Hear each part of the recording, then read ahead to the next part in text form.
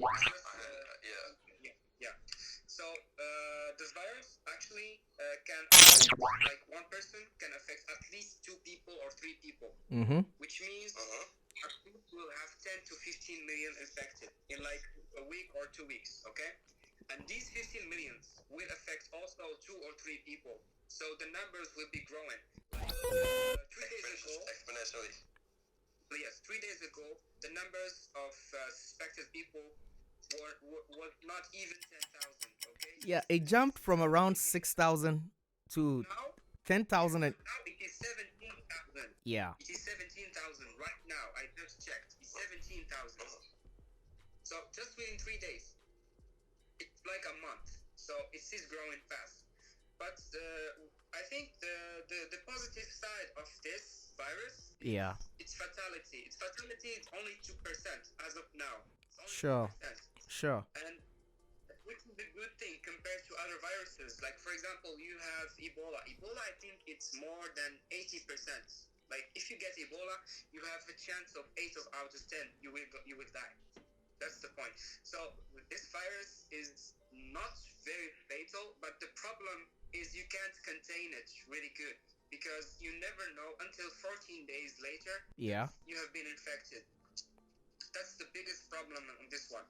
And like I have read in many other articles, Yeah. most deaths and most infected people are like 50 age above. Most of them. So these are old people, right? With immune system issues. Yes, exactly. You have to have some immunity system problems. Was Ebola like the same type of virus as the coronavirus? Ebola attacks everyone. I mean, like if it's also like a flu as like the current coronavirus. I don't think so. That's quite different. Yeah, it is very different. Like, yeah. And one thing I want to say is flu. Actually, we don't have a cure for flu. We never had a cure for flu. No, definitely not. We make vaccines. We just make medicines to make the body to prolong the duration for the body. Make antibodies. Antibodies, yeah. Yes. For protection. And it's the same thing happening here with the coronavirus, with the novel coronavirus. Yeah. The same thing. So, yeah. But in that case, shouldn't we kind of compare the coronavirus to like the normal flu or like the other flus that like the H1N1 and stuff like that? It is actually not determined yet. We keep on hearing the experts saying they're still working on that. They've not determined. Of course, we know the fatality rates or the ratio.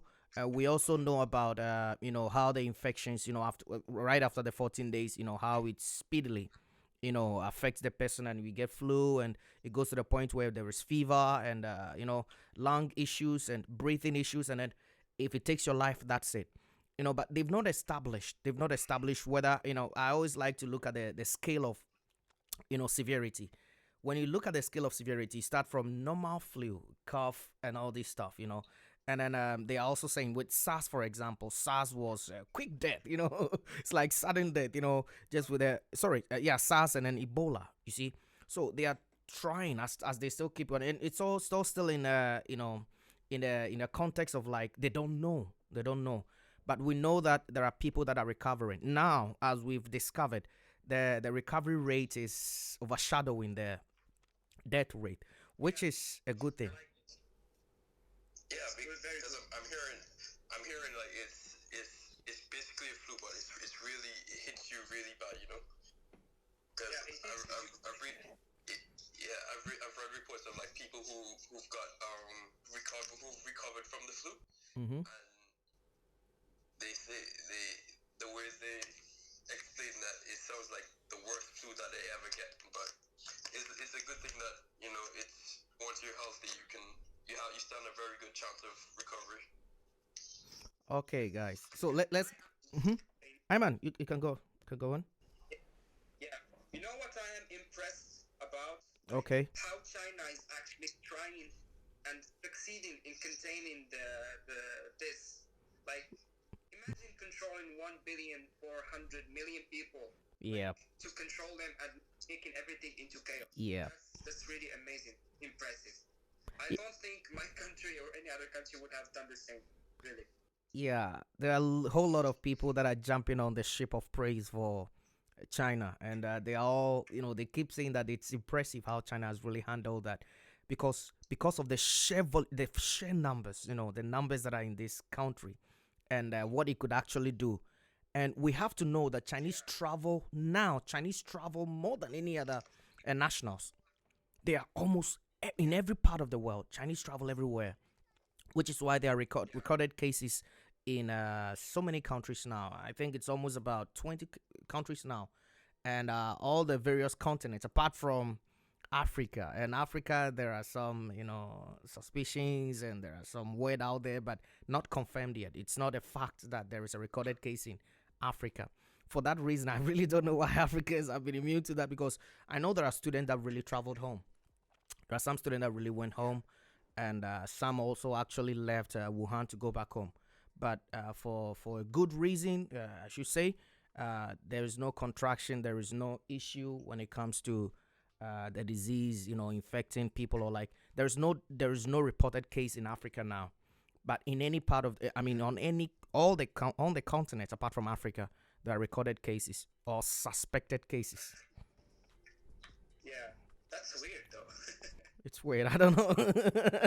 I don't know how it's going, but there was a statement that one guy made that maybe, Africans are immune to it.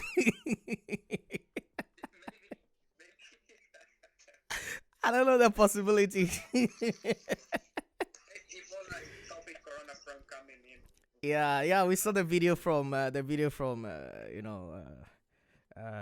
Comedy Central, right? Yeah. Comedy Central. Exactly. Yeah. That's great. So, guys, let's come back to 2020. Should we just brush it off and think that everything is going to fall in place and everything is going to be nice, and then there will be a happy ending ever after?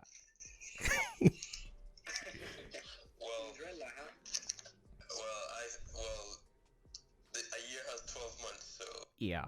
And there's a Chinese saying, the Chinese belief of yin and yang. You can't have good without the bad. So yeah. But with yin yang, there should be a balance. There should be a balance. Even though in a great amount of bad, there is a little good which you can take, and in a great amount of good, there is little bad which you can take. But here there is no balance. A lot of good in the end of the year. Yeah, there's no balance, man. I know there are acts of kindness, acts of goodness. There are so many things that are happening around the world which are wonderful, which are great, But for this to happen just in January, should I be worried about February? Yeah. Should I be worried about March, April, May, June, July, August? That's my question. Because honestly, at this point, we don't know how this is going to end.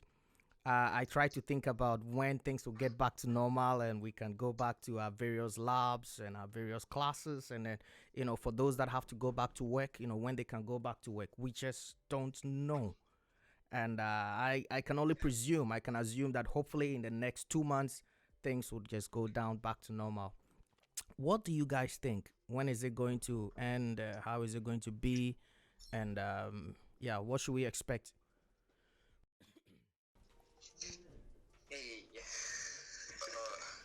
Hope for the best, plan for the worst. Okay, so guys, any word out there for our viewers? What do you want to tell them if you have the chance now? Since you have the chance now to talk to viewers, what do you want to tell them? How should they think? How should they accept these whole things? Because the evidences are overwhelming. What we've recorded in January alone is overwhelming. But yeah, any word from you, Tariki? Look out for, be wary of misinformation, because I've seen a lot of things that are not true. Mm-hmm. When it comes to like the COVID, there's rumors going around. There's rumors about how you deal with this, like eating ginger, and some people even said some craziness about